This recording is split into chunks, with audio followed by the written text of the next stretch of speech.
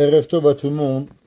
D'abord, le shiur, il est le Elun Nishmat, David ben Hasiba et Moshe ben Simcha, le beau-papa et le papa de Madame Dahan, que Akadosh Baruch Hu y fasse, que les deux papis, ils prient pour ses enfants, sa famille, B'at Hashem, et que toutes les personnes qui le désirent, et que Akadosh Baruch Hu soit Mélitz Yosher pour eux. On arrive aujourd'hui à la fin du cours de Tehillim. Baruch Hashem, on a pris pratiquement 4 ans, jour pour jour. On a commencé le mois de mai 2021, on est aujourd'hui 2026, 5 ans de cours. Shtabar chez Molad. Tout d'abord, je voudrais vous remercier de m'avoir eu la patience de m'écouter pendant 5 ans. Et pour certains, ça fait seulement 27 ans qu'ils m'écoutent chaque semaine. Entre autres, Madame Anne, Madame Habitant, Yaakov, Madame Dahan, Madame Arlène. Baruch Hashem, 27 ans de cours, c'est pas rien. Alors ça se fête. Et vraiment, merci à tout le monde. Madame Coriat qui était là. Vraiment, merci à tout le monde d'avoir pris ce temps chaque semaine de venir. Je veux juste vous dire que aujourd'hui, on finit pas seulement un livre de Tehillim. Juste que vous devez savoir que pour pouvoir faire ce cours de Tehillim, au fur et à mesure des années, j'ai acheté environ, et je me suis muni de 50 livres. Chaque cours, vous voyez, vous ne pouvez pas vraiment les voir, mais regardez mon bureau, il ressemble à ça, à chaque cours, 50 livres.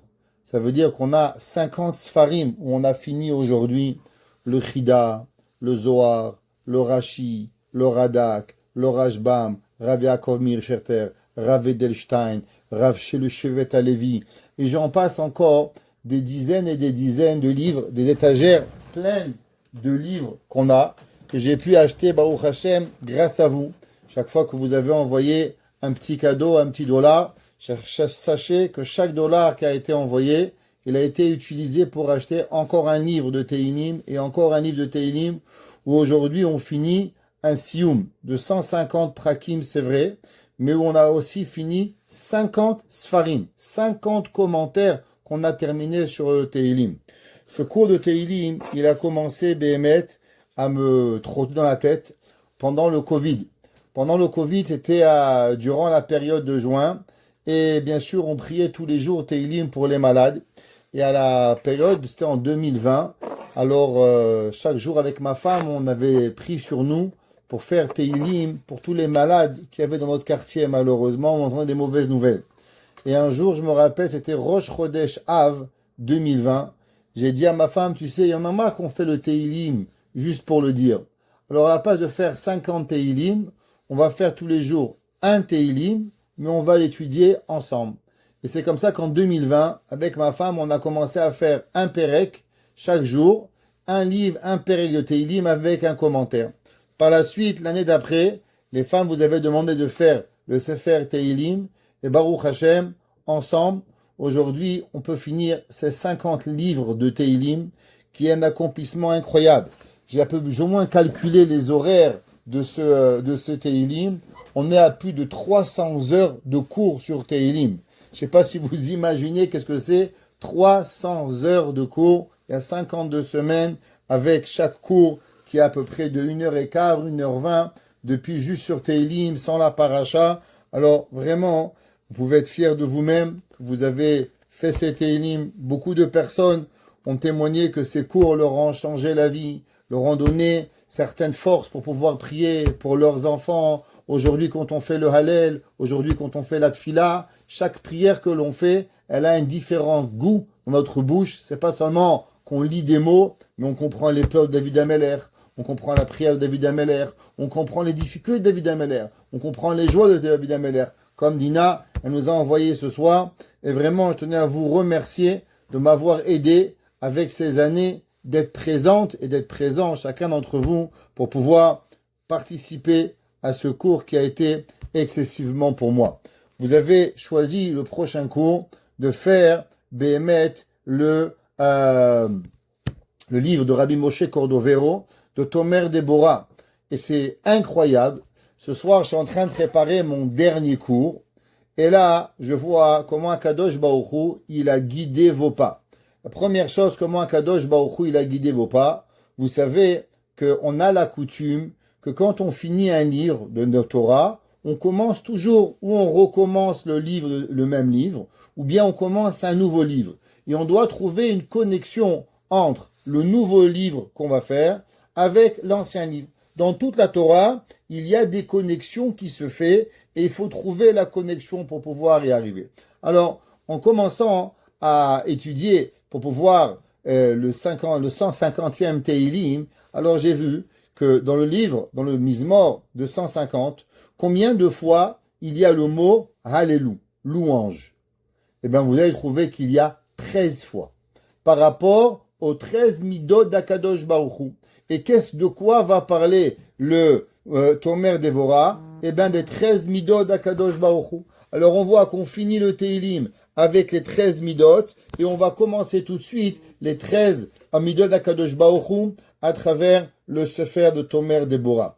Dans le Sefer, aujourd'hui, on est la Iloula de Rabbi Shimon Bar Yochai. On est, je peux pas dire, j'ai pas encore prié, mais nous sommes le jour de la Iloula de Rabbi Shimon. Vous comprenez, parce que j'ai pas encore fait Arvit, sinon je pourrais pas compter le Homer.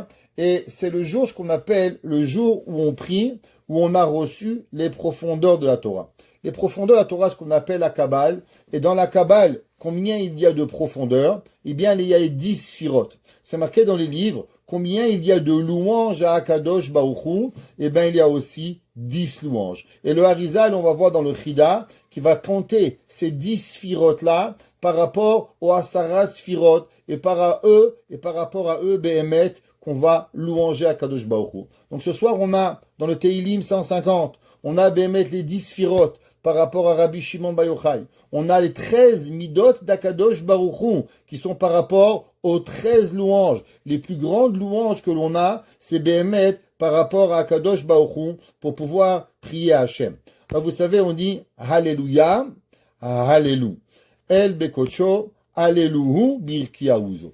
Chachamim, il se pose la question, pourquoi c'est marqué Alléluia, louanger Hachem, Alléluia, El Bekocho, louangeons Akadosh Baruch Hu dans sa sainteté, et après on répète Alléluia, Birkia Uzo.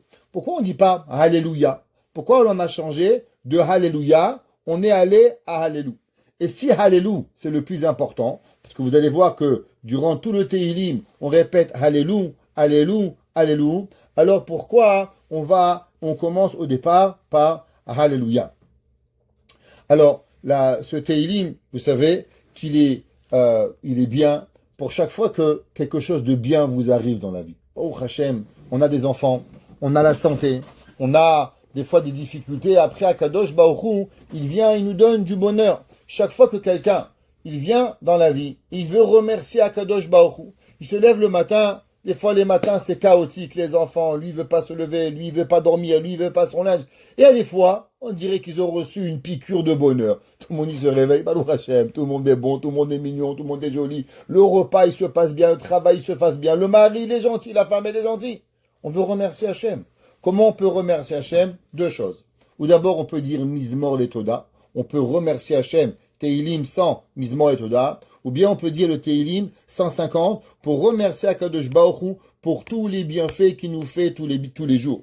L'homme, il doit savoir que c'est marqué dans le chant qu'on chante Shabbat, on dit Lou Yichye dans Karibon Olam, ceux qui chantent vendredi soir, vous savez que durant Shabbat, il est une grande mitzvah de chanter à Hachem.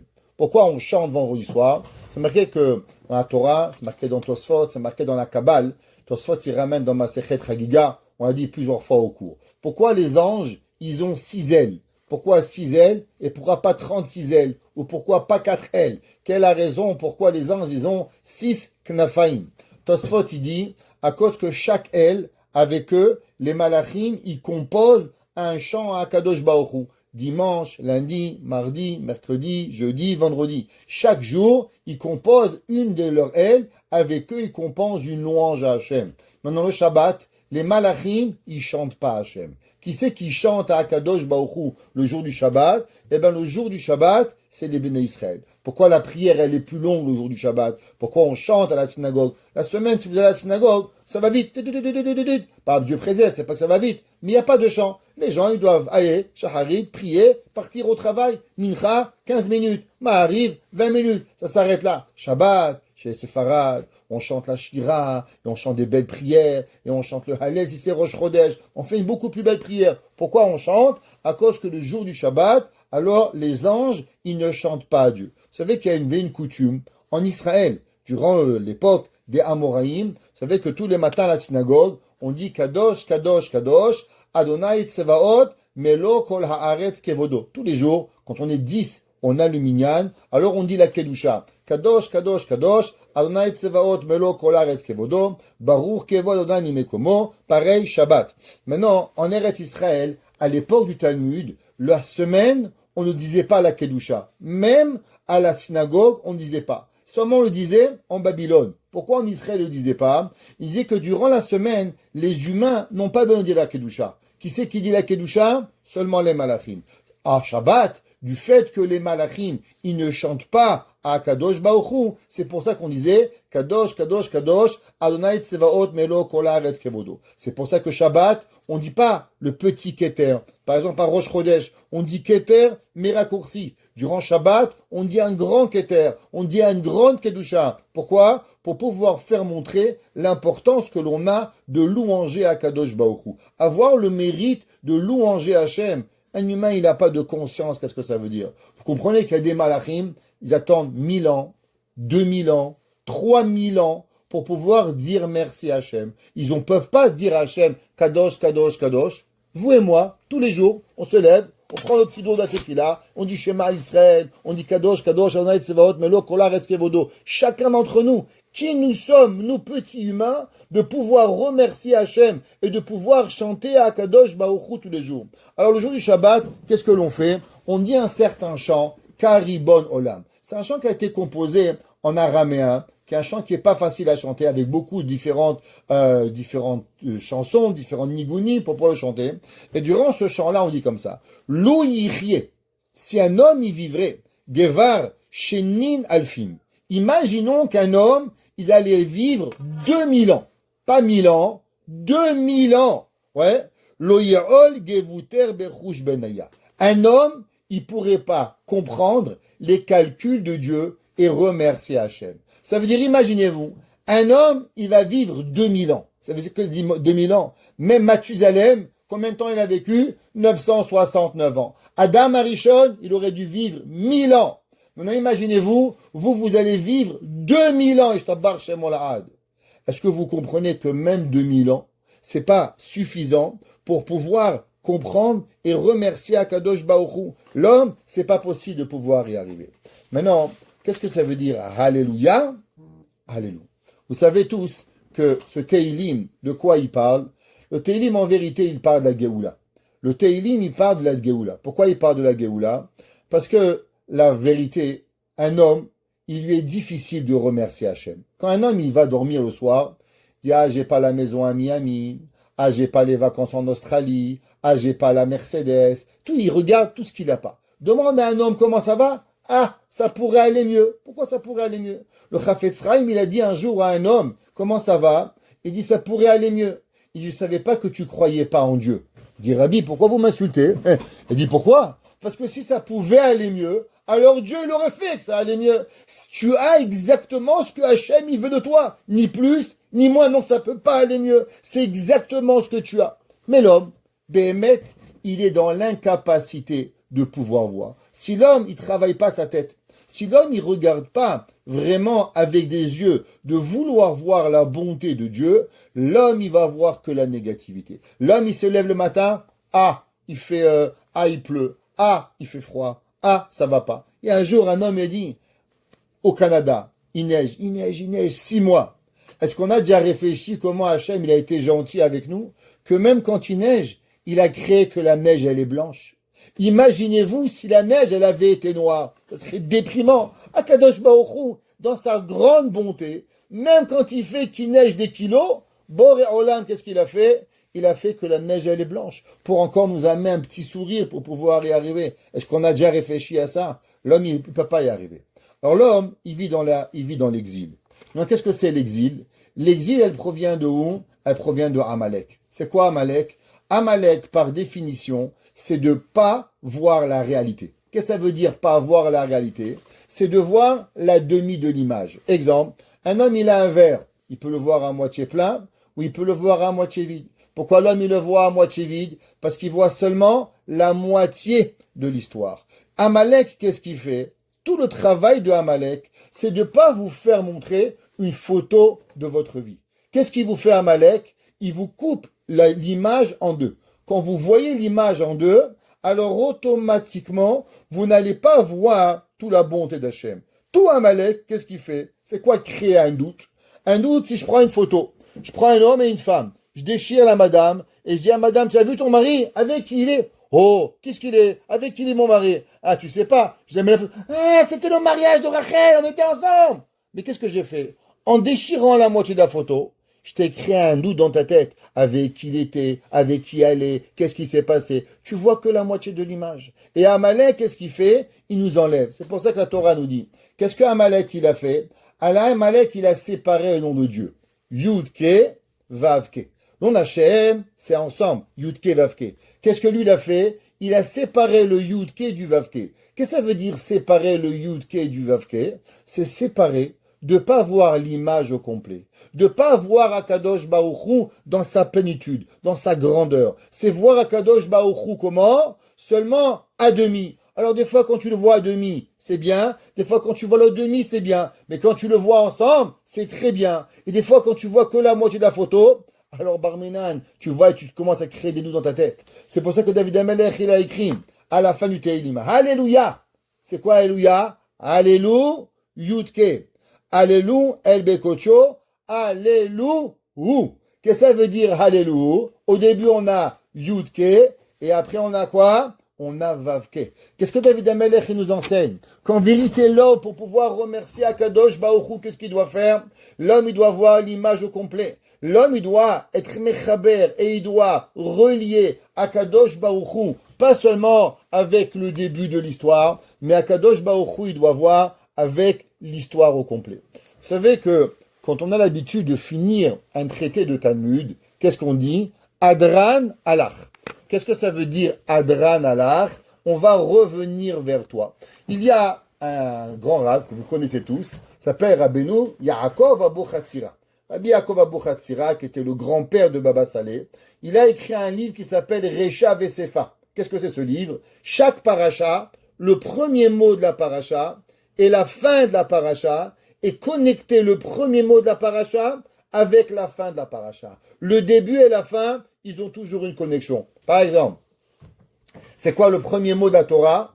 Bereshit. C'est quoi le dernier mot de la Torah? Lamed. Le'ene kol Israël. Qu'est-ce qu'elle nous apprend? Que la Torah, comment elle se crée la Torah? La Torah, elle se crée avec le lève. C'est pour ça que la Torah, elle finit. Le'ene kol Israël. Et ça finit avec quoi? Bereshit. Pour te dire que la Torah, elle commence qu'avec le cœur. Un homme, s'il n'a pas de cœur, oublie la Torah. La Torah, elle n'est pas intéressante. La Torah, elle vient avec le cœur. La Torah, elle vient Rahamana Liba Ba'e. Akadosh Baruch qu'est-ce que lui, il veut? Il veut que le juif, il fait la Torah avec son cœur. Pas une mitzvah comme un robot. On n'est pas des robots. Pas la mitzvah comme toi, tu veux, en short et avec une raquette de tennis. Akadosh Baruch il veut de toi une Torah profonde, avec une réflexion. Quoi faire, comment faire, pourquoi faire. Chaque chose, il faut faire du cœur. Qu'est-ce que ça veut dire? Il y a des gens, ils prennent un bout de poulet, ils le mettent au four. Il y a des gens qui vont vous mettre un petit peu d'oignon, un petit peu de sel, Quelle différence? Les deux, c'est un poulet. Un, c'est une maman qui a cuisiné avec du cœur. L'autre, mskena, elle t'a balancé un poulet au four. Un, il va être un repas magnifique. Et l'autre, il va être catastrophique. Tu vas vouloir le manger. Pourquoi? Parce qu'il n'a pas de cœur. Pareil, la Torah, Dieu dit. La Torah, elle commence avec quoi? Elle commence à avoir le cœur. Alors, quelle est la connexion entre le début du Sefer Tehillim et la fin du Sefer Tehillim? Le Chida, il écrit dans son commentaire Chomot Enecha. Vous savez qu'on a parlé souvent, et le Chida, il a écrit 2 commentaires sur Tehillim, pas un. Et Baruch Hashem, à travers les cours, on a étudié dans les 2 commentaires, encore 2 commentaires qu'on a appris. Et il dit le Chida, que quoi, Berosh Sefer Tehillim, au début du livre de Tehillim, Patach Ashrei. David Amelech, il a commencé avec quoi? Ashrei Ha'ish. Heureux l'homme, Asher lo alar be'atzad reshaim, qui n'est pas parti avec les conseils des mécréants. David Amelech, il a écrit. L'homme avec quoi il doit aller? Il doit vivre avec Akadosh Baruch Hu. Bedere hataim lo amad. Et dans les chemins des fauteurs, il s'est pas tenu debout. Ou bemoshav letzim lo yashav. Et dans les endroits des moqueurs, on s'est pas assis. Il dit Rabbi Lahida, que veut dire le mot Ashre? Ashre, c'est les Rachetevot. Avi Shelomo Raché Israël. Qu'est-ce que ça veut dire?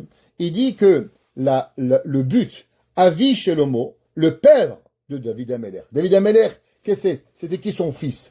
Shlomo Amelech. David Amelech, il a mérité d'avoir Shlomo. Qui était Shlomo?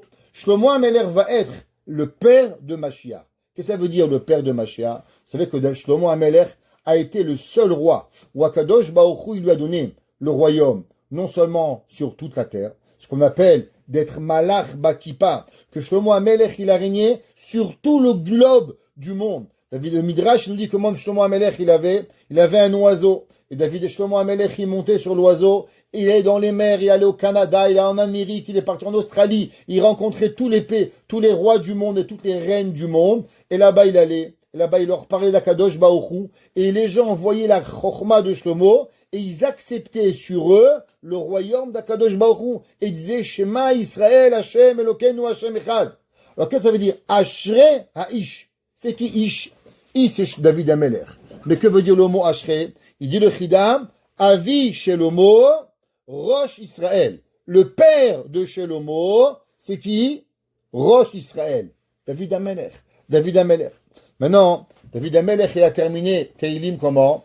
Kol Haneshama Tehalel. Kol Haneshama Tehalel. La valeur numérique des trois mots, Kol Haneshama Tehalel, Rachetevot, ça vous donne 425. C'est la valeur numérique de Mashiach ben David.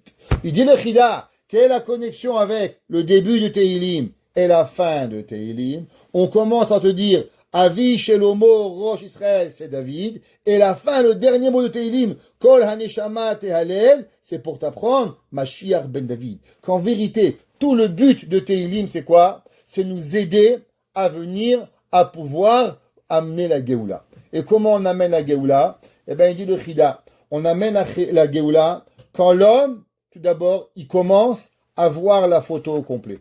Alléluia, on louange Hachem, Yudke, Alléluia, El Bekocho, Alléluia. Qu'est-ce que ça veut dire? Eh, Vav, l'homme, non seulement il a le Yudke, mais en plus il va regarder le Vavke, il va voir avec lui comment Akadosh Baruch Hu, il va vivre avec lui et remercier Hachem et être meyached le nom d'Akadosh Baruch Hu pour pouvoir y arriver. La Gemara, dans Masechet, la Gemara, elle nous apprend et elle nous dit combien il y a de versets dans la Torah. La Torah, elle dit combien de versets il y a dans la Torah. Est-ce que vous savez déjà compter combien de psukim il y a? Eh bien, le Rokeach, il écrit que dans la Torah, il y a 5888 versets. 5888. Et dans le Teilim, combien il y a? Eh bien, dans le Teilim, il y a 8 versets de plus. 5896. Pourquoi il y a 8 versets de plus dans Teilim? La réponse, elle est, on a déjà appris que le chiffre 7, c'est quoi? 7, c'est par rapport à tout ce qui est Teva, tout ce qui est naturel. 7 jours de la semaine. Le chiffre 7, il représente tout ce qui est naturel.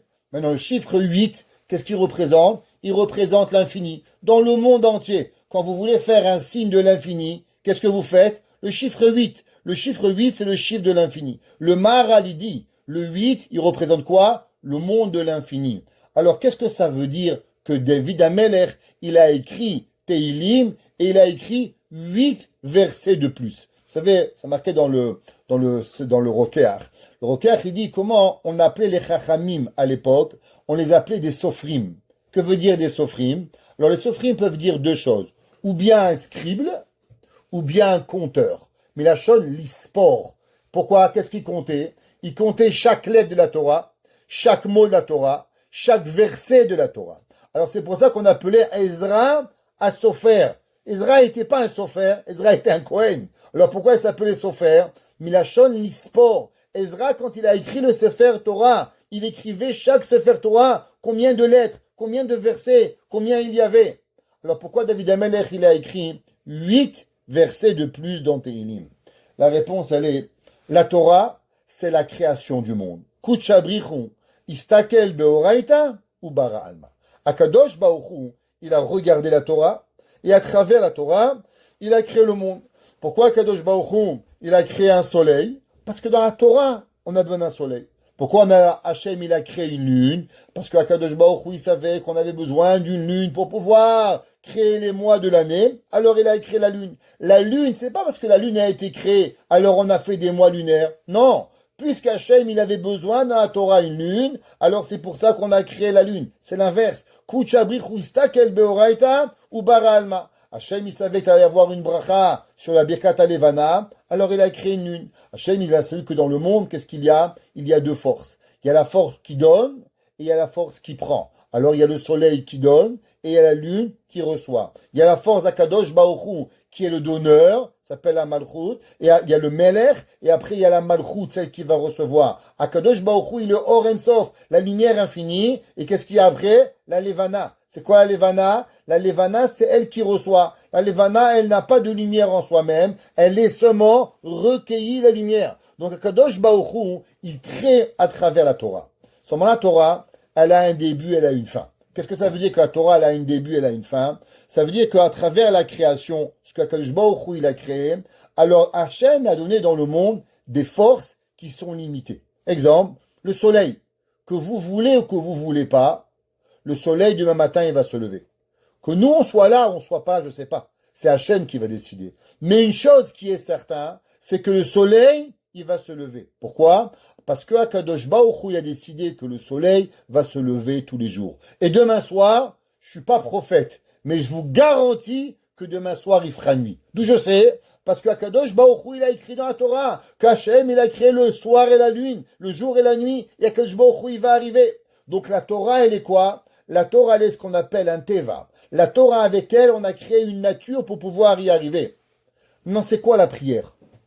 La prière, c'est de passer du naturel au surnaturel. Qu'est-ce que ça veut dire la tefila? La tefila, elle est un homme qui peut décider Hachem, lo alinu velo alechem, qui va mourir. Hachem peut décider qu'il va être malade. Hachem peut décider qu'il n'aura pas d'enfant. Hachem peut décider qu'il aura X, Y, Z. Mais qu'est-ce qu'elle va être, la tefila? La tefila, elle va donner à l'homme le pouvoir de changer la nature. Ça veut dire Hachem, il a décidé. David Amelech, il va pas vivre. Pourtant, qu'est-ce qu'il va dire Adam Arishon? Adam Arishon, il va dire, oui, David Amelech, il va vivre. Et il va prier pour David Amelech, et David Amelech, il va vivre. Non seulement David Amelech, il va vivre, mais David Amelech, il va devenir le Melech Israël. Il va représenter la Malchut d'Akadosh Baruch Hu sur terre. David Amelech, toute sa vie, il y a des gens qui vont décider de vouloir le tuer, qui vont vouloir lui faire du mal, que ça soit Shaoul, que ça soit Achitophel, que ça soit Doeg Adomi, que ça soit Mephibosheth, que ça soit Avner Ben-Ner. À travers les 50 ans de David Amelech, quand il va être dans le royaume, eh bien, il y a beaucoup de gens qui vont décider autrement. Mais David Amelech va s'en sortir. Pourquoi David Amelech va s'en sortir? Parce que David Amelech, il va vous donner le pouvoir de la prière. C'est pour ça que David Amelech, il va écrire 8 versets de plus que la Torah. Pourquoi 8 versets de plus? Pour nous apprendre qu'avec la tefila, on est capable de passer de la limitation à devenir illimité, de passer du teva, de la nature, au surnaturel. C'est quoi Teilim? Un homme, il a un enfant malade, il ouvre un Teilim, l'enfant est guéri. Un homme, il est malade, il lit Teilim, il guérit. Mais comment ça marche? Oui. Le pouvoir de Teilim. Le pouvoir de Teilim, c'est quoi? C'est de pouvoir faire quelque chose qui va apporter à la personne quelque chose qui va être surnaturel. Et c'est pour ça que David Amelech, qu'est-ce qu'il va? David Amelech, il va écrire 8 versets par rapport à ces 8 kochot-là. Maintenant, on a dit qu'il y a par rapport au Teilim, il y a les Asara Sfirot. Le Chida, il le ramène au nom du Harizal, dans Shara Kavanot, et il écrit comme ça. Alléluia, Alléluia El Bekocho. Il dit qu'est-ce que c'est? Il dit de là on apprend qu'il y a les Asara Sfirot.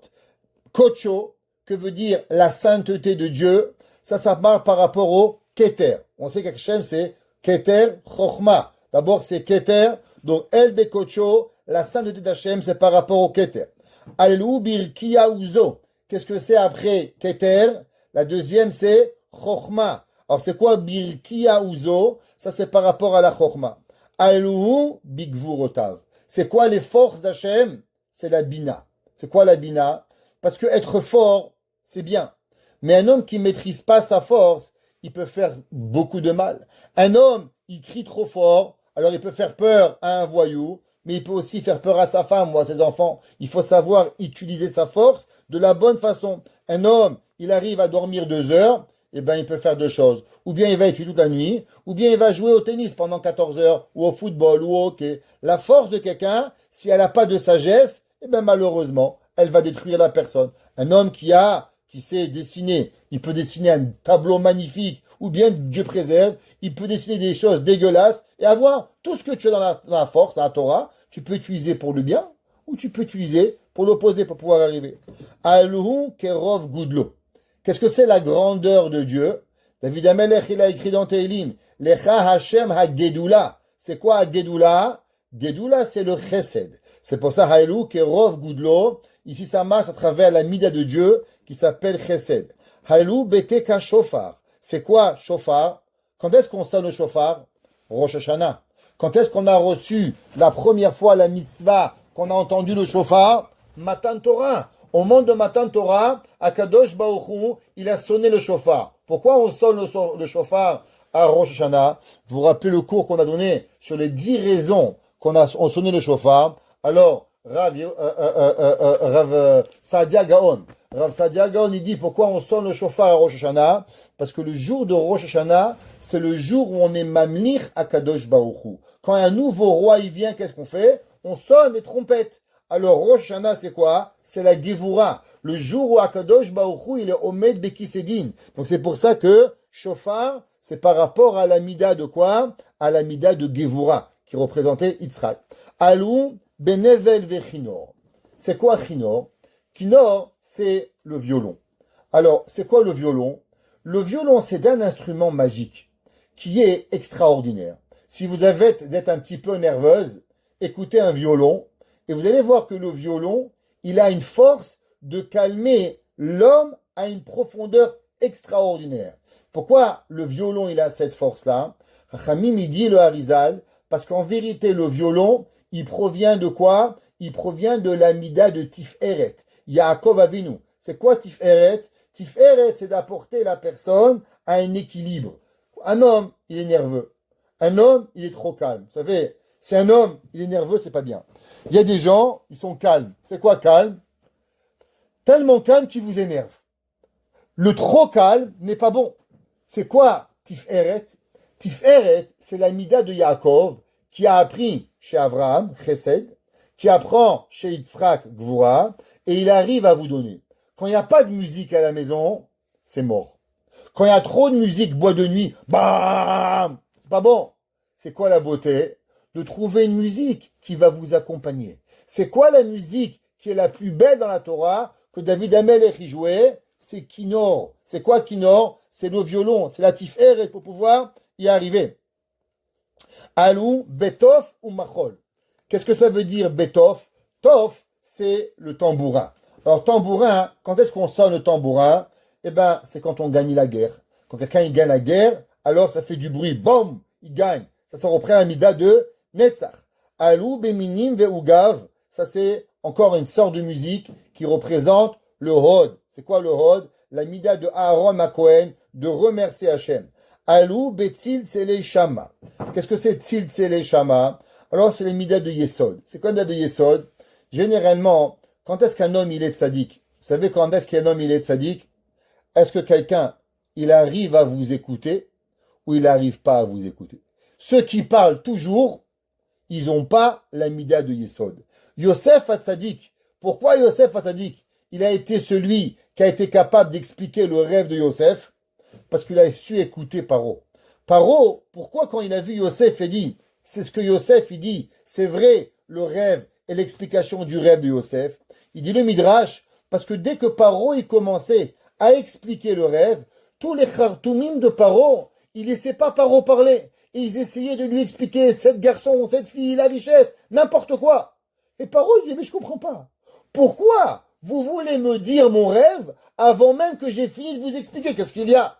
Donc en vérité, ils n'étaient pas là à pouvoir expliquer à Paro, mais ils étaient en train d'essayer de vouloir donner leur propre message à Paro. Et c'est ça que Paro, il a vu chez Yosef. Yosef, il a su écouter. Vaishma Yosef. On voit la mida chez Yosef Assadik de savoir écouter. Vous voulez savoir si un homme, un humain, il a une mida de pouvoir, de profondeur. C'est quoi la profondeur chez l'homme? C'est quand l'homme, il sait vous écouter. Parler, c'est très facile. Mais savoir écouter les gens, waouh, ça, c'est difficile. Alléluia, Betil, c'est rois. Quand est-ce que l'on fait la trompette? Eh bien, la trompette, elle est sonnée. Quand quoi? Quand Akadosh Baruch il vient, et ça, c'est la mida de Malchut, pour pouvoir arriver à Akadosh Baruch Hu, pour pouvoir y arriver. Maintenant, revenons sur le verset Kol HaNeshama Tehalelia. Pourquoi la Neshama, Kol HaNeshama? La Neshama entière, elle va louanger Hachem. La Gemara dit qu'est-ce que ça veut dire Kol HaNeshama Tehalelia, alléluia. La Gemara dit parce qu'en vérité, un homme, il doit louanger Hachem al Kol Neshima ou Neshima. Je ne sais pas si vous avez déjà attrapé une bronchite ou une pneumonie. Et quand vous avez une pneumonie, vous dites waouh, waouh, waouh, waouh. Combien je dois remercier Hachem? Un homme ou une femme qui a de l'asthme, c'est difficile à respirer. Chaque respiration, elle lui fait mal. Un homme qui a une côte cassée, je ne sais pas si vous êtes déjà tombé, il y a 3 ans, je suis allé au mikvé et j'ai glissé. Et là-bas, le mikvé m'est tombé sur les côtes. Je me suis cassé une côte ou fêlé une côte. Pendant 2 mois, chaque fois que je respirais, j'éternuais, je rigolais, j'avais mal, une respiration. Quand c'est parti, j'ai Hachem, waouh. Kol HaNeshama Tehalelia. On respire 12 respirations par minute. Est-ce qu'on se rappelle de remercier Hachem? Kol HaNeshama Tehalelia, de remercier Akadosh Baruch Hu. Donc, qu'est-ce que ça veut dire? Kol HaNeshama Tehalelia. C'est quoi Ya? C'est quoi ce chef, Shem Yudke? Alors, le Shevet HaLevi, le Rav Wosner, il explique la chose suivante. On savait, c'est marqué dans le Pasuk, Ki beya Hachem tsur olamim. Qu'est-ce que ça veut dire? Ki beya Hachem tsur olamim. Alors, le verset dans Yeshaya, il écrit. Qu'est-ce que ça veut dire Ki beya Hachem?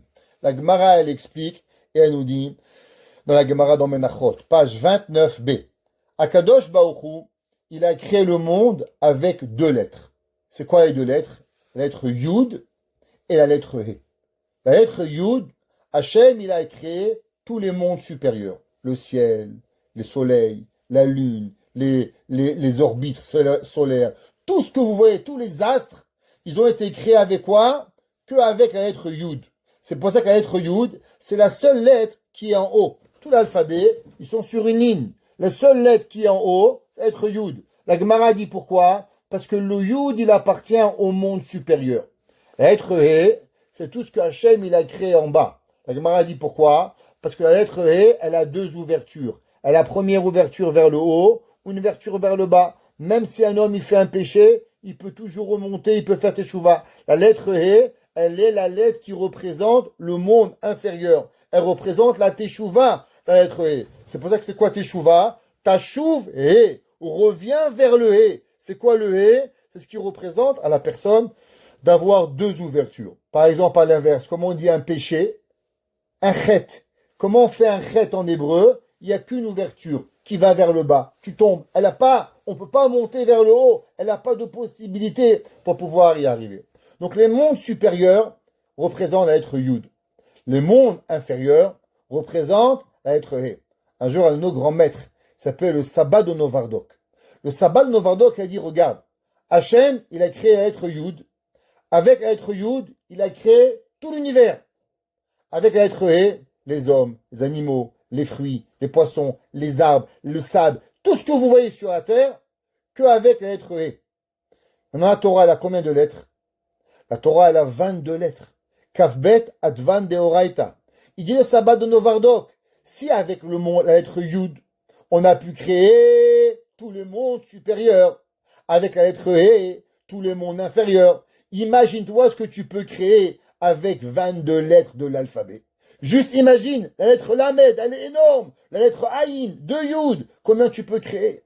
La Gemara dit que chaque fois qu'un homme il étudie, qu'est-ce qu'il fait? Eh bien, à chaque fois qu'il étudie, il est bonnet en la mode. il crée des mondes. Toi, tu le vois pas. Mais Akadosh Baruch Hu, à chaque fois qu'il y a un monde, Hachem, il le crée. Maintenant, qu'est-ce que ça représente, ces deux mondes-là? Alors, on a l'homme, il est composé de deux choses. Il est composé de son corps, qui est fait de sable, de terre, qui représente le monde inférieur. Et il a quoi? Il a sa neshama. Sa neshama qui provient de où? De Chelek Elohim Ima'al, la partie d'Akadosh Baruch Hu. Le Zohar, il dit, Ma napar, c'est marqué Vayipar be'apav nishma drua haim. Et Akadosh Baruch Hu, il a soufflé dans l'homme. Il dit le Zohar, Ma napar midile napar. Dieu, il a soufflé de l'homme une partie d'Akadosh Baruch Hu. Donc l'homme, qu'est-ce qu'il est? L'homme, il est Béhémet, en vérité, deux créations. Il représente la création inférieure et la création supérieure. Inférieure, c'est le corps. Et supérieur, c'est la Neshama d'Akadosh Baruch Hu. Le but de l'homme, c'est quoi? De connecter le monde inférieur au monde supérieur, de comprendre les deux. Qu'est-ce que ça veut dire? Le monde inférieur, il voit toujours le manque. Le monde inférieur, il va vers le bas. C'est pour ça qu'Hachem, qu'est-ce qu'il a créé? Il a créé la pesanteur. C'est quoi la pesanteur? Tout ce que tu jettes, il tombe. Pourquoi? Parce que si l'homme, il se suffit que du monde inférieur, la seule chose qu'il va faire, c'est tomber. Tomber, tomber, tomber, tomber. Il n'y a pas de limite à combien vous pouvez tomber. Faites un trou, 10 mètres, 100 mètres, 1000 mètres, 2000 mètres, et laissez quelque chose tomber, il va tomber encore plus loin. Il n'y a pas de limite. Si l'homme, il suit ses instincts physiques, qu'est-ce qu'il va avoir? Eh bien, d'abord, il ne fait pas shacharit, après, il ne fait pas mincha, après, il ne fait pas arvit, après, il perd la tsniout, après, il perd la kashrut, après, il fait plus Shabbat, et un jour, il est un goy, et un jour, il fait tout ce qui peut arriver. C'est pour ça que c'est marqué dans les livres de Kabbal. Pourquoi un juif, quand il arrête la Torah, par exemple, un rabbin, Dieu préserve, la Gemara dit, il n'y a rien de pire. Il n'y a pas pire sur terre qu'un religieux qui devient non religieux. Talmid, chez Piresh, un rabbin qui arrête la Torah, il devient pire qu'un goy. Pourquoi? Vous savez pourquoi? Parce que plus tu montes vers le haut, quand tu tombes beaucoup plus bas. Exemple. Prenez, on a les 4 éléments. Domem, Tsomeach, Chai, Medaber. On a 4 éléments. Domem, c'est l'élément qui est inerte, une pierre. Tsomeach, un végétal. Chai, un être vivant. Medaber, un humain. Et après, on a le 5e élément, Israël. Prenons le premier, Domem, une pierre. Prenez un Tsomeach. Un Tsomeach, c'est un végétal. Un végétal qui pourrit. Il tombe à quel niveau? Il tombe au niveau du domème ou il devient pire que le domème? Un fruit qui pourrit, il devient pire qu'une pierre. Une pierre pue pas. Un fruit qui pourrit, il pue. Je comprends pas. Pourquoi le fruit, quand il va tomber, pourquoi il ne devient pas alors l'étape du bas, du domème? Prenons maintenant le chai. Prenons un animal. Un animal qui meurt. Est-ce qu'il devient un tsoméach? Est-ce qu'il devient un végétal? Est-ce qu'il devient un domème? Il devient pire. Un homme qui tombe. Est-ce qu'il devient une pierre? À la fartachouv. Il redevient rien du tout. Un juif qui tombe, il va tomber pire qu'un médaber. Il va tomber le plus bas qu'il est. Parce que la terre, par définition, qu'est-ce qu'elle veut? Elle veut vous absorber et vous prendre, et vous prendre, et vous prendre, et vous prendre. Qu'est-ce que dit la Gemara? Yeshlo mané, rotse mataim. Un homme, il a $1, qu'est-ce qu'il veut? Il veut $2. Tout le monde connaît la fameuse histoire de Alexandre le Grand. Alexandre le Grand, il a visité tout le monde. Le Midrash, il dit qu'il est même monté au pôle Nord. Et quand il est arrivé au pôle Nord, il a vu que le monde était tout noir et il a eu peur de tomber. Pourquoi? Parce qu'à l'époque, les Grecs, ils pensaient que la Terre était plate. Alors il est arrivé au pôle Nord, il a pensé qu'il va tomber. Alors il est revenu en arrière. Et ça y est, le monde, il s'arrête là. Il n'avait pas le monde. La Gemara dit, la Gemara dans Masechet Tamid, que Alexandre Mukdom, Alexandre le Grand, il est arrivé jusqu'aux portes du Gan Eden. Et quand il est arrivé aux portes du Gan Eden, il a demandé, je veux rentrer, je suis Alexandre le Grand, j'ai conquis tout le monde, je veux pouvoir rentrer. Alors ils lui ont dit, non, tu ne peux pas rentrer. Ici, peuvent rentrer seulement les Nzam, pas les humains, tzadikim. Il dit, alors donnez-moi une preuve que je suis venu jusqu'à la porte du Gan Eden. Alors ils ont demandé qu'ils vont demander à Kadosh Baruch Hu. Et les malachim, ils sont venus, ils lui ont donné un diamant en forme d'œil. Et il a pris cet œil, il voulait savoir la densité de l'œil. Il a mis de l'or, l'œil était plus fort. Il a mis de l'argent, l'œil était plus fort. Il a mis des diamants, l'œil était plus fort. Tout ce qu'il mettait, du sable, du fer, tout ce qu'il avait, l'œil était plus fort. Alors il est allé à Yerushalayim. Et là-bas, il a rencontré les Chachamim. Et il leur a donné cet œil-là pour pouvoir faire montrer à quoi il représente. Et Chachamim, ils ont écouté. Ils ont dit, reviens demain. On va étudier cet œil-là. Quelques jours plus tard, il est revenu. Et ils ont mis sur une balance l'œil. Et sur l'œil, ils ont mis un peu de sable. Et dès qu'ils ont mis un petit peu de sable, alors ils ont mis du sable de l'autre côté de la balance. Et le sable, et quelques graines de sable, ils ont été plus denses et plus forts que l'œil. Vraiment, qu'est-ce que ça veut dire? Ils ont dit, la Torah t'a donné un siman. Dieu t'a envoyé une explication. Un homme, tant qu'il voit, il veut. Une voiture, 2 voitures, 3 voitures. Quand moi j'étais petit, on était les seuls dans la ville. Toute notre ville, il y avait 2 voitures. 2 voitures. Ça en famille juive, 2 voitures. Mon père, qui travaillait, et une autre. Tout le reste, des mobilettes, ça n'existait pas. 2 voitures? Qui c'est qui avait 2 voitures? Vous rigolez ou quoi? Quand il y avait une femme qui accouchait dans la ville, c'était qui le chauffeur de service? Ma mère. Ma mère a été le chauffeur de la ville, de toute la ville, d'amener les femmes à accoucher. On était la seule voiture dans la ville. Qu'est-ce qu'on allait faire? Il fallait avoir téléphone. Il y avait 3 téléphones dans la ville. Quand quelqu'un avait un téléphone, il toquait chez les Crémizy, hop, on avait un téléphone pour appeler. Il n'y avait pas de téléphone dans la ville. Vous croyez que je rigole? Ouais, je ne me mens pas. C'est émettre la mytho chez Dava. Avoir 2 téléphones, qui sait qu'il y avait 2 téléphones? Quand j'ai déménagé à Montréal, chaque famille, elle avait une voiture. Tous mes voisins. Aujourd'hui, tous mes voisins, ils ont entre 2 et 3 voitures. Le père, la fille et le Saint-Esprit. Ouais, tout le monde a 3 voitures. Ouais, regardez, chez vous, 2 voitures. Chez moi, malheureusement, 2 voitures. On a tous succombé. Comment c'est possible? Comment on est arrivé à 0 voiture, à 2 et 3 voitures? Expliquez-moi. La réponse, elle est simple. Ouais, vous savez, il n'y a pas longtemps, je t'ai invité chez quelqu'un. Il a 8 chambres à coucher. Baruch Hashem. 8 chambres à coucher.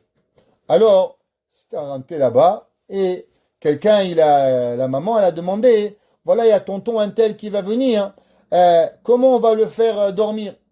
Un enfant a dit, pas ma chambre. L'autre a dit, pas ma chambre. L'autre il a dit, pas ma chambre. La mère a dit, je comprends pas. On a 8 chambres à coucher, 3 salles de bain, 2 toilettes, et on n'a pas capable d'avoir une famille qui dort chez nous. Comment c'est possible? Il me dit, Rab Krimizi, il va raconter une histoire. Le jour où ma sœur, elle s'est fiancée, ben, il y avait toute la famille. Même dans la salle de bain, dans la baignoire, il y avait quelqu'un qui dormait. On a mis là-bas, il y avait tellement de monde. Chaque endroit, il y avait quelqu'un qui dort. Dans la parterre, dans le couloir, dans la douche. Je me rappelle, ma mère, la pauvre, elle est arrivée le matin, elle devait travailler. Elle a ouvert le robinet. Il y avait quelqu'un qui était en train de dormir. Elle a failli le noyer. Quand elle est arrivée là-bas, elle n'avait pas remarqué. Elle a mis la main, elle a ouvert la douche. Il a sursauté. Il est en train de mourir. Il allait mourir avec la douche. Je lui ai dit, ça c'est le chesed. On avait combien de chambres à coucher? 4 chambres à coucher. Une de mes parents, il restait 3. 3, 40 personnes. Je dis, vous, 8 chambres à coucher, vous ne pouvez pas trouver du chesed. Comment c'est possible? La réponse, elle est très simple. Quand l'homme, il veut, il n'a pas de faim. Il veut. Il va jamais arrêter. Comment l'homme, il s'arrête de vouloir? Une seule chose, quand il meurt. C'est pour ça qu'ils lui ont dit un petit peu de sable. Et le sable, il fait arrêter de vouloir. Maintenant, la Neshama, elle, c'est l'inverse. La Neshama, elle veut voir Hachem. La Neshama, elle comprend toutes les bontés d'Hachem. Et dans notre corps, on a en vérité ce dilemme. Est-ce que c'est la Neshama qui va parler?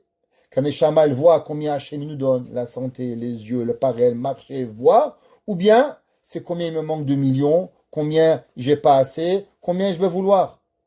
Maintenant, quand l'homme, il arrive à louanger Hachem, qu'est-ce qu'il fait? Quand l'homme, il louange Akadosh Baruch Hu, alors automatiquement, il connecte les 2 mondes. Il connecte le monde supérieur et le monde inférieur. Qu'est-ce qu'on a dit? Ki beya Hachem tsurolamim. Hachem, il a créé le monde avec la lettre Yud et avec la lettre He. La lettre Yud représente tous les mondes supérieurs. Votre Neshama. La lettre He représente quoi? Représente les mondes inférieurs. Quand est-ce que l'homme, comment l'homme, il arrive, Behemet, à connecter les deux mondes. Kol ha-neshama tehalel ya. Quand ta neshama, elle louange à Kadosh Baruch Hu pour tout ce que tu as, c'est là que tu arrives à connecter les mondes inférieurs et les mondes supérieurs. Mais si tu n'arrives pas à louanger Hachem sur tout ça, alors automatiquement, tu vis dans un monde qui est complètement pour pouvoir arriver, de pouvoir manquer et de ne pas avoir. Chachamim, ils expliquent et ils disent, il y avait un jour un grand rave. Un rave, il s'appelait le rave de Parmishlan, Rabbi Meir de Parmishlan. Alors, on est venu, on lui a dit sur le verset, Alléluia, Betof ou Machol. Alors, vous savez que en hébreu, on dit le taf. Les Ashkenazim, ils disent pas le taf. Qu'est-ce qu'ils disent? Le saf. Alors, par exemple, si vous lisez en hébreu, si on dirait Ashkenaz, Alléluia, Besof ou Machol. Ça peut ressembler, quand on lit en Ashkenaz, pas Betof, mais Besof. Alors, juste pour savoir, quand est-ce qu'on dit Betof et quand est-ce qu'on dit Besof en Ashkenaz, ça dépend. S'il y a un point dans le tav, il se lit T. S'il n'y a pas de point, alors il se lit comme un samer. Il se lit comme quelque chose qui va manquer. Alors il y avait une fois un raï qui s'appelait Rabbi Meir de Parmishlan. Et Rabbi Meir de Parmishlan, il a dit ce verset, Alléluia, Besof ou Machol. Alors il a dit, tu sais, qu'est-ce que ça veut dire Besof ou Machol? Alors le mot Sof, c'est un synonyme, peut dire deux choses. Sof veut dire tambourin, ou peut dire aussi le mot Sof, fin. Que veut dire Sof ou Machol? Si on dirait avec la lettre Samer, ça voudrait dire à la fin, Dieu, il va nous pardonner. Alors Rabbi Meir de Parmishlan, il a dit, Akadosh Baruch Hu, qu'est-ce que tu attends? De toute façon, à la fin de tout, tu vas arriver à pardonner au peuple juif. Alors amène le Mashiach. Il y avait certains chassidim qui étaient du rabbi de Rouzine. Rouzine, c'était une des chassidoutes qu'on raconte que le rabbi de Rouzine, il avait des bottes en or. Et un jour, il marchait dans la neige. Et quand il marchait, les élèves, ils ont vu qu'il y avait du sang dans la neige. Ils n'ont pas compris. Alors ils ont regardé et ils ont vu que le rabbi, il n'avait pas de semelle. Et quand il marchait dans la neige, ses pieds, ils saignaient. Ils ont dit, Rabbi, je ne comprends pas. Tu as des bottes en or et tu n'as pas de semelle, mais des bottes en cuir et mets des semelles. Il a dit, non, les bottes en or sont pour Hachem. Les semelles, c'est pour moi. Moi, j'ai rien besoin. Dieu, il a besoin. Le rabbi de Rouzine est très riche et il servait Hachem avec beaucoup de fierté.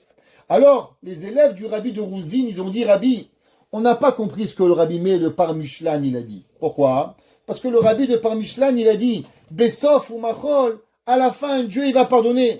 Mais sauf, c'est pas avec un samer, c'est avec un taf. Alors, comment il a pu dire ce chidouche? C'est n'importe quoi. Le rabbi, le rabbi de Rouzine, s'appelait Rabbi Shalom Yosef. Alors, il leur a dit, vous croyez que le rabbi Meir de Parmishlan, vous pouvez le comprendre comme ça? Rabbi de Parmishlan, il vous a délivré un secret. C'est quoi le secret? Et vous savez que durant le mois de Elul, le mois de Tishri, il y a plusieurs jours qui sont voués à la Teshuvah. Rosh Hashanah, Kippour, et après Aseret Yemei Teshuvah, Kippour, Sukkot. Et quand est-ce qu'on a l'ultime moment de la Teshuvah? On a l'ultime moment de la Teshuvah, Hoshana Rabbah.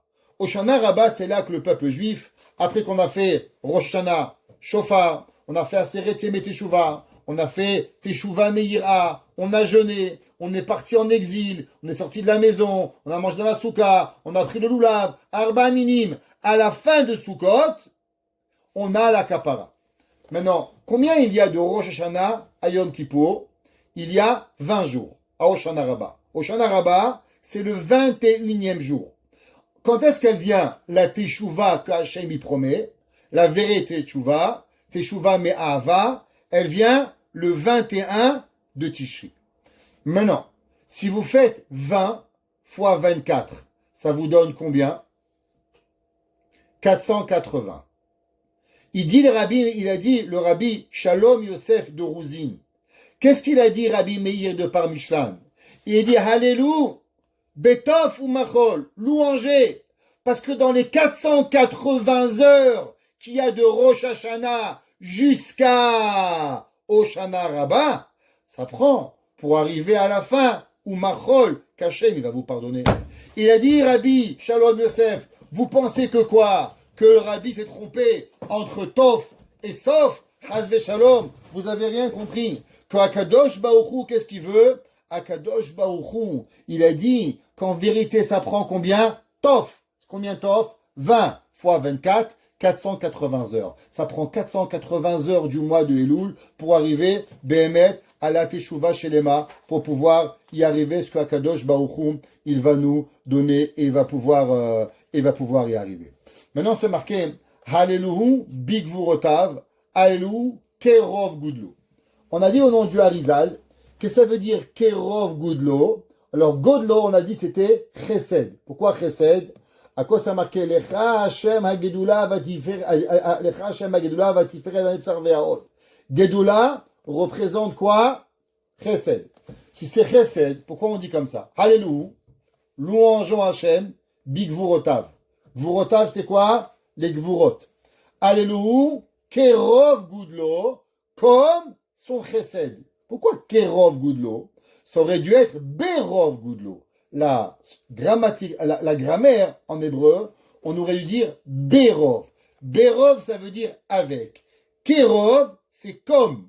Alors, qu'est-ce que ça veut dire Ke, comme, qu'on aurait dû dire B, avec sa grandeur. Il dit le Sefer Siach Yitzhak.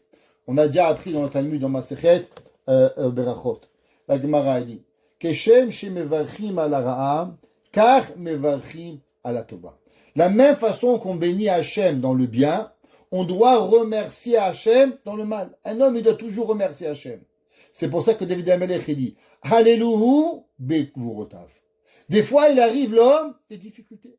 La vie, elle n'est pas facile. Celui qu'on vous a raconté que la vie, c'est Walt Disney, vous êtes trompé de film, vous êtes trompé de cinéma. C'est pas le bon film. Allez voir un autre film.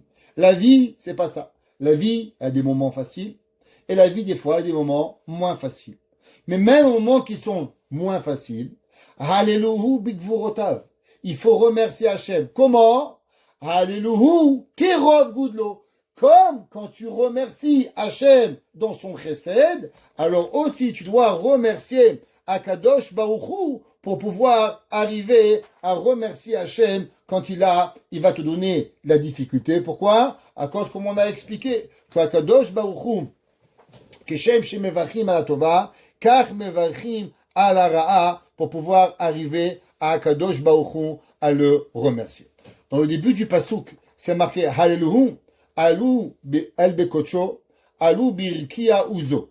Qu'est-ce que ça veut dire Alou birkia uzo? Alors, on sait que dans le nom d'Akadosh Baruch Hu, il y a le nom Yudke. Le nom Yudke représente au moment où on est en galoute, et le nom Vav, il représente Behemet, la force d'Hachem. Qu'est-ce que ça veut dire Uzo? Chamim nous disent que celui qui sait remercier Hachem, même dans les moments où on voit la moitié de l'image. Comme on a dit au début du cours, Amalek, qu'est-ce qu'il veut? Amalek, il veut vous voir que vous voyez que la moitié, Yudke. Mais vous, vous ne laissez pas abattre. Qu'est-ce que vous faites? Alléluia. Vous remerciez Hachem pour pouvoir y arriver. Alléluia el bekocho. Celui qui remercie Hachem, dans quoi? Dans son sanctuaire. Alléluia birki auzo. Alors celui-là, il va mériter à remercier Akadosh Baruch Hu. Même quand Mashiach il va être là. Qui c'est qui va mériter de louanger Hachem? Vous croyez que c'est ceux qui se sont plaints durant toute leur vie qui vont avoir le mérite de louanger Hachem? Ceux que toute leur vie, ils ont râlé. Pourquoi? Et pourquoi? Et pourquoi? Et pourquoi? Dieu va lui dire, eh ben c'est comme ça. Mais celui qui a su remercier Hachem durant toute la vie, alors Akadosh Baruch Hu, il va lui donner la force de pouvoir remercier Akadosh Baruch Hu à chaque moment de sa vie et quand Mashiach, il va venir. Dans le nom d'Hachem, c'est marqué Hallelu, Beteka Shofar, Alou, Benevel Vechino. Il dit le Zohar, parce que on va essayer de dire un petit Zohar à la fin du cours.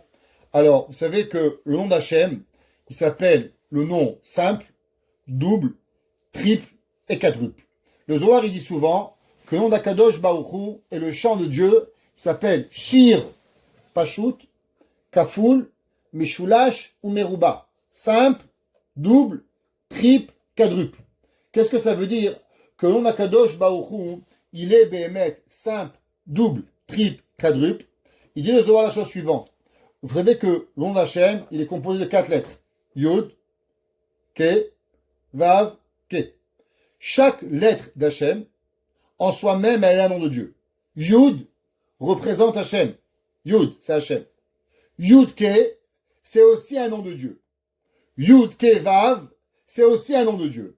Et Yud, Ke, Vav, Ke, c'est aussi un nom de Dieu. Alelu, Bete, Kashofar. Alelu, Benevel, Vechinor. Il dit, au moment où les mécréants ils vont partir, alors Akadosh Baruch Hu, son nom, simple, double, triple et quadruple, Akadosh Baruch Hu, il va faire monter la prière, on va pouvoir prier Akadosh Baruch Hu. D'où est-ce qu'on sait que le chant de Dieu, il monte avec le chant simple, double, triple et quadruple? Il dit le Zohar, on l'apprend à Shira. C'est marqué, Az, Yashir Moshe, ou Bene Israël, et Ashira Hazot, Lachem. Qu'est-ce que ça veut dire l'Hachem? Avec le nom d'Akadosh Baruch Hu, qui est simple, double, triple et quadruple, à cause des 4 lettres qui sont, c'est là que l'homme va pouvoir chanter. Pourquoi c'est marqué Az Yashir? Alors il chantera Akadosh Baruch Hu. Pourquoi au futur et pas au présent?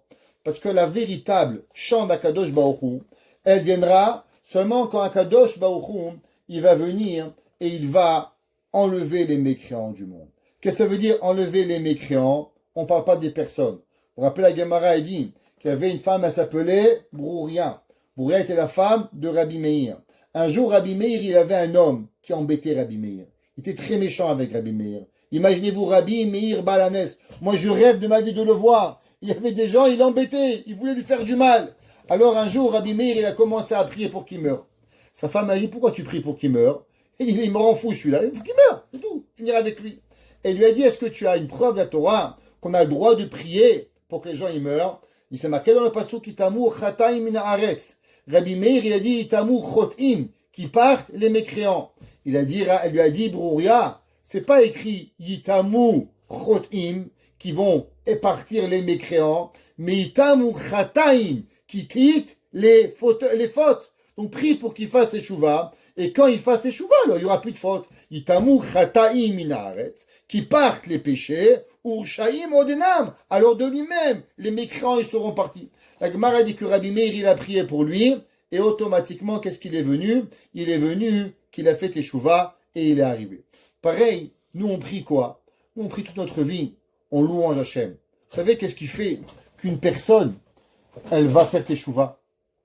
La plus belle chose pour pouvoir faire teshuva aux gens, c'est quand on se comporte d'une façon digne. Il y a des gens, ils sont religieux, des demi-religieux. Je vais vous raconter.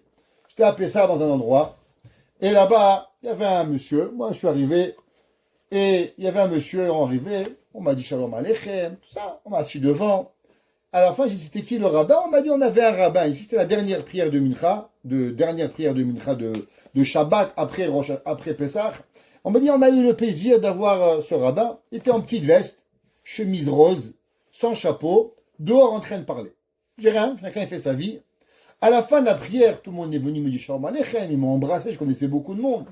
À la fin, ce rabbin des bois peut-être, je veux dire, il est venu me voir, il dit, moi je suis très fâché. Je dis, pourquoi? Il dit, moi j'ai prié tout Pessah avec eux. Ils m'ont pas assis devant, ils m'ont pas fait du kavod. Vous êtes venu une prière, on vous a assis devant, c'est quoi ça? Je dis, moi monsieur, je sais pas, moi je suis invité, moi je sais rien vous dire, je connais pas, moi je suis juste venu ici parce que j'ai raté Mincha à ma synagogue, et je cherche où prier, c'est tout ce que j'ai à voir. Mais maintenant, je suis sûr que vous pouvez me répondre à la question. Je lui dis, oui, je vais vous répondre. Vous dites que vous êtes Dayan, et vous êtes rabbin. Vous n'avez pas de chapeau, vous n'avez pas de cravate, vous avez une chemise rose, vous êtes dehors en train de parler avec les gens, j'ai rien contre les chemises roses, et j'ai rien contre des gens qui parlent. Mais si vous respectez pas vous-même dans votre prière, comment vous voulez que les gens ils vous respectent? Un juge, un dayan, il doit être l'exemple. Arrive le premier, parle pas à la synagogue, mets un chapeau pour la prière, respecte-toi. Quand toi, tu vas te respecter, les gens vont te respecter. Je dis, moi, je ne sais pas si je suis rabbin, mais une chose, je sais, c'est que je me respecte. Quand moi, je me respecte, alors les gens me respectent. La tchouva, la meilleure façon que de faire tchouva aux gens, je vais vous le dire, c'est quand vous représentez la Torah, vous n'avez pas l'air de tous les côtés. Il y a des gens, vous les voyez, ils disent, l'emskena, pourquoi elle est religieuse? Pourquoi il est religieux? Il court de tous les côtés, les enfants, ils courent. Pskena. Il y en a le gars, tu le vois, il a envie de tout sans même être religieux quand il te voit. Tu vois une personne, elle est mechoubad. Le sabbat de Slabotka, il a dit, Gadlut à Adam. L'homme, il doit être une façon respectée. Comment l'homme, il doit marcher. Comment l'homme, il doit être. Comment l'homme, il doit avancer. Il y a quelques jours, mon fils, il est parti à la banque. Parti à la banque, habillé, Baruch Hashem, comme il fallait. À la banque, là-bas, il y avait du monde. Il y avait un monsieur qui vient le voir et lui dit, où vous êtes? J'habite en Israël, je suis à la yeshiva. Il voit mon fils, il lui a parlé. À la fin, mon fils lui a parlé de ci, de là. Il dit, tu parles combien de langues? Français? Oui. Tu parles anglais? Oui. Tu parles hébreu? Oui. À la fin, le monsieur, il dit, waouh, je t'abarre chez moi la had. Il dit, ça fait longtemps que je cherchais de voir un religieux qui n'était pas contre le français, qui n'était pas antisioniste. Et tu sais quoi? Ça fait 2 ans que j'ai acheté des téphilines. Je les ai mis une fois. Et je les ai plus jamais remis. Je vais rentrer chez moi et je vais remettre mes téphilines. Il m'a dit, papa, quel est le rapport? Parler français et mettre des téphilines. Je lui dis, tu as raison mon fils. Il n'y a rien, aucun rapport. Mais des fois, quand on marche dans la rue et qu'on est une bonne personne et qu'on dégage du positif, on est bien, alors on donne envie aux gens d'être bien. Qu'est-ce que ça veut dire? L'âme, comment on est? Comment on se représente pour pouvoir y arriver? Alléluia, benevel vechinor. Hachem, comment l'homme y voit? Est-ce que l'homme y remercie Hachem? Quand l'homme y voit pas le mal, quand l'homme y voit le bien, où il est, alors Akadosh Baruch Hu il a. Maintenant, c'est marqué dans Tehilim. David Amelech, il écrit, il dit, Alou bete kashofar, Alou benevel vechinor. On a dit que c'est quoi le kinor? Kinor, c'est un violon, que le violon, c'est la belle musique. Mais en vérité, le mot kinor, il est une composition de 2 mots. Premier mot, de 4 lettres, pardon. Kaf, Vav, Ner. C'est quoi Kaf, Vav, Ner? Kavav représente le chiffre 26. C'est quoi 26? 26, c'est le nom d'Akadosh Baruch Hu. La valeur numérique de Yud, Ke, Vav, Ke, elle est représentée par quoi? Par le 26. Que veut dire le mot Ner? Ner représente une bougie. Qu'est-ce que ça veut dire, une bougie? Dans la vie, on vit dans une vie des fois obscure et on ne sait pas où aller. Vous savez, qu'est-ce qui nous manque? Je vous ai souvent dit, qu'est-ce qui nous manque que Mashiach, il n'est pas là? Qu'est-ce qui nous manque à tous les jours? Béhémet, que Mashiach, il n'est pas là ou que le Beth Amikdash, il n'est pas là. Qu'est-ce qui nous manque? La réponse, elle est savoir quoi faire. Vous voulez acheter une maison, vous voulez aller en vacances. L'obscurité, il obscurcit l'homme. L'homme, il veut un chidour, il ne sait pas avec qui. Il veut habiter à Miami, il ne sait pas s'il va. Il veut ouvrir un magasin, il ne sait pas. Je fais pas. Quand il y avait le Beth Amikdash, qu'est-ce que vous allez? Il y avait un Kohen. Le Kohen, il avait les Urim et Tumim. Tu allais chez le Kohen. Bonjour, monsieur le Kohen. Est-ce que Hachem, il veut que j'ouvre un magasin? Le Kohen, il demandait à Dieu. Les lettres, elles s'allumaient. Oui, non, allume pas, fais pas. Tu vas au Navi. Il y a où un Navi? Tu vas Yeshaïa un Navi. Il parle à Hachem, Irmia, Aaron, Moshe, tous les Nevi'im. Il n'y avait pas de question. On vivait dans la certitude. Qu'est-ce que ça veut dire? L'homme, sa vie, c'est l'obscurité. Qu'est-ce que c'est la Torah? La Torah, elle représente la lumière. Comment ça marqué dans Tehilim? Hachem, Ori Veishi. Hachem, il est ma lumière et il est mon délivreur. Pourquoi? Parce que quand tu sais où tu vas, alors tu es délivré. Toute la question de l'homme, l'homme il sait pas. Je marie mes enfants, je marie pas mes enfants. Je prends mon fils, je prends pas mon fils. Je prends ma belle-fille, je prends ma belle-fille. Je fais pas. J'achète, j'achète pas. Je mange pas. Je fais un régime, je fais pas. Toute sa vie, c'est 1 million de questions. Amalek, ça fait. Qu'est-ce que ça représente? David Amelech dit Halou bete kashofar.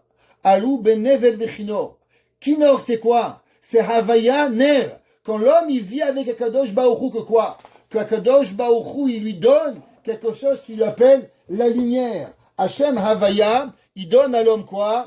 Il nous donne la lumière Hachem Ori Veishi pour pouvoir terminer.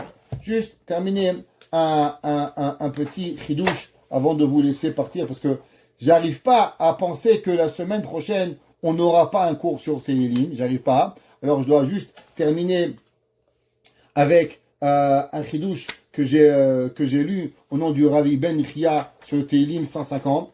Et c'est marqué la chose suivante. C'est marqué dans le Ibn Ezra. Le Ibn Ezra dit Halou el bekocho, halou birkia uzo. Il dit le Ibn Ezra, de quoi ça veut dire kocho? Il dit kocho, ça représente Bet Hamikdash. Qu'est-ce que ça veut dire birkia uzo? Qu'est-ce que ça veut dire le ciel, la force du ciel? Il dit le Ibn Ezra, zo Aaron haberit, shehu achelek achimudel Bet Hamikdash. Il dit le Ibn Ezra, Alléluia el bekocho. Louanger Dieu dans son temple. Alléluia birkia uzo. Louanger Hachem qu'il a créé dans le temple un endroit qui s'appelle le Aaron Habirit, qui représente quoi? Les tables de la loi où Akadosh Baruch Hu il avait. Et tout le monde demande au Ibn Ezra. Le Ibn Ezra était un grand pashtan. Qu'est-ce que ça veut dire un pashtan?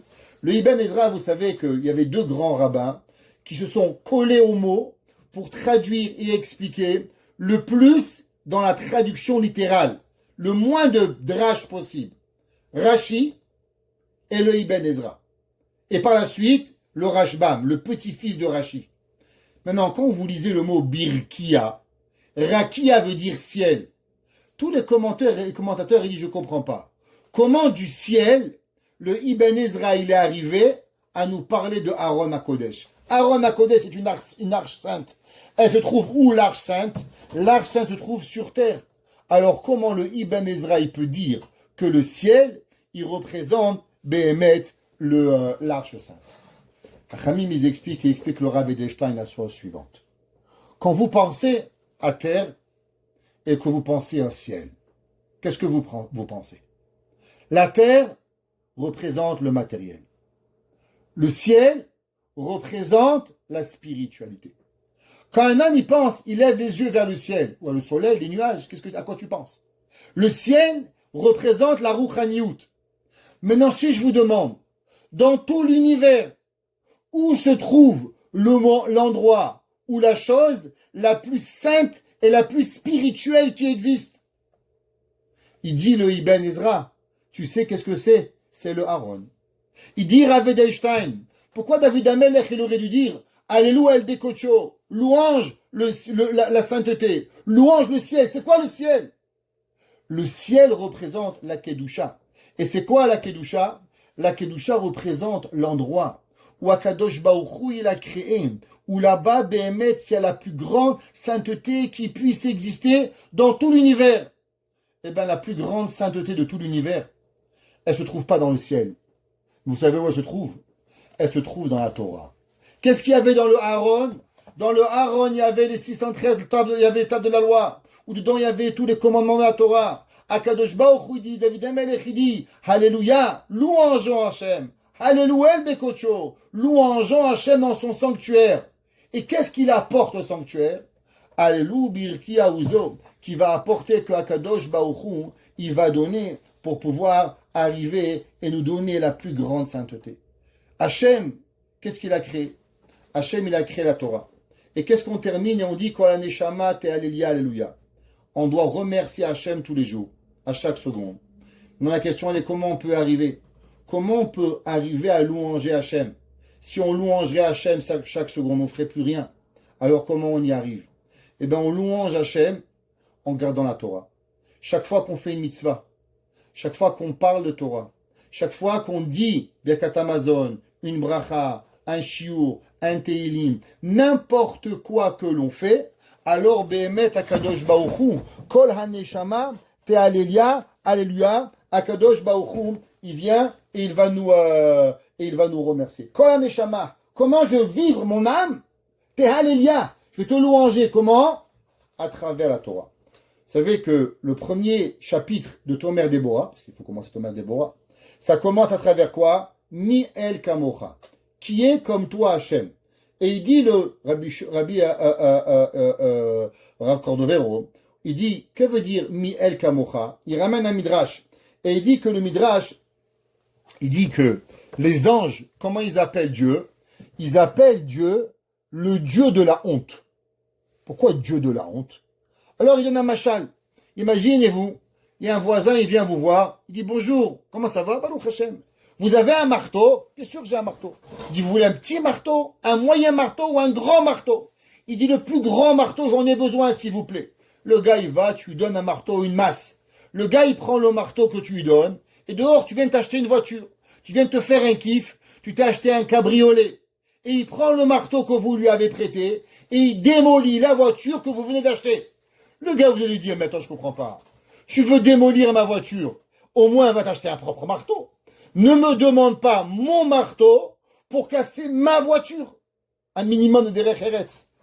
Il dit Rabbi Moshe Cordovero, c'est pour ça que Dieu il dit que les anges, ils appellent Dieu le Dieu de la honte. Pourquoi? Parce que Dieu il nous fait voir, Dieu il nous fait entendre, Dieu il nous fait bouger, Dieu il nous fait marcher. Et qu'est-ce qu'on fait avec tous les cadeaux que Hachem nous donne? Eh bien, on prend le marteau et on démolit ce que Hachem il a créé. Et Hachem il dit, je comprends pas. Pourquoi tu prends ma force, mon cadeau, pour pouvoir faire du mal? Prends-toi un cadeau. Va voir je sais pas qui va te donner, pourquoi tu me prends? Et pour comprendre cela, c'est pour ça que David Amelech, il a écrit, pour comprendre la première mida d'Akadosh Baruch Hu, il dit, le Rav Yaakov Meir Scherter, que Teilim il termine, Kol HaNeshama Te'alelia. Comprends bien, si tu veux pas blasphémer Hachem, tu veux vivre avec Hachem et comprendre la force d'Akadosh Baruch Hu, on doit prendre conscience que tout vient d'Hachem. Voir, manger, dormir, bouger, vivre, réfléchir, tout vient avec Akadosh Baruch Hu. Kol HaNeshama, si l'homme il comprend conscience que tout vient d'Akadosh Baruch Hu, alors on pourra passer la première mida qu'il a dit, Rabbi Moshe Cordovero, qu'on va apprendre Be'ezrat Hashem, Mi El Kamocha, qui est comme toi, Kadosh Baruch Hu. Alors nous aussi, on espère se rappeler à chaque jour qu'Akadosh Baruch Hu nous a donné, qu'Akadosh Baruch Hu nous fait vivre, qu'on veut prendre les forces d'Akadosh Baruch Hu. On veut pouvoir, à chaque seconde de notre vie, Torah, mitzvot, avec un comportement exemplaire. Et du fait qu'on se comportera d'une façon exemplaire, alors on va connecter Kol HaNeshama Te'alelia. C'est quoi Ya? Yud, c'est le monde en haut. Et le monde inférieur. Et ensemble, Kibeya Hashem Tzur Olamim. Et on sera l'exemple pour apporter, comme ce qu'il a dit, le Chida, Kol HaNeshama Te, les trois premières lettres, Mashiach ben David. Et grâce à cela, on amènera et on finira avec Mashiach Tzidkenu Bimera Biyamenu. On a l'habitude de finir, quand on finit Tehilim, avec cette phrase, Baruch Adonai, ou Baruch Shemo Hagadol, béni Hashem, béni son grand nom, Hashem Yud Ke Vav Ke, chez Siyamnu, qu'on a terminé, et Kol Sefer Tehilim, tout le livre de Tehilim, Chazak, Chazak, Vin Chazek, ensemble, on se renforce, que Tehilim nous renforce, et qu'ensemble, Be'ezrat Hashem, on puisse encore, de nombreuses années, un livre et un autre livre, et ensemble, et avec cela, même quand Mashiach continuera, on continuera à étudier, Bimera Biyamenu. Amen.